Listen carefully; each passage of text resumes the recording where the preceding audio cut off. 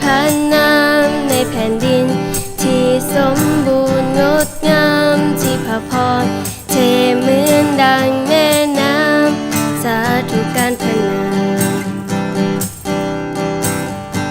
สาธุการพระนามเมื่อข้าลงในพื้นดินอ้างว้างซึ่งต้องเดินผ่านหนทางกันดารสาธุการพระนามทุกพระพรที่พระองค์เทลงมาข้าขอสรรเสริญถึงความมืดมิดคืนคานเข้ามาข้ายังสรรเสริญสาธุการพระนามของพระเจ้าสาธุการพระนามสาธุการพระนามของพระเจ้าสาธุการพระนามพระเจ้าสูงสุดสาธุการพระนามเมื่อตะเวน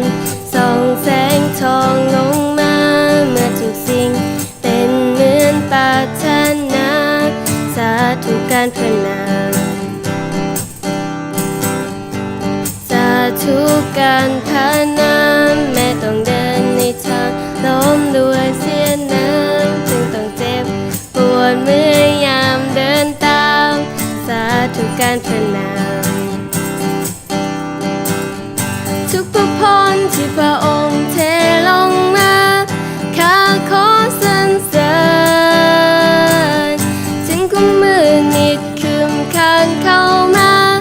ข้ายังสรรเสริญสาธุการพระนามของพระเจ้าสาธุการพระนาม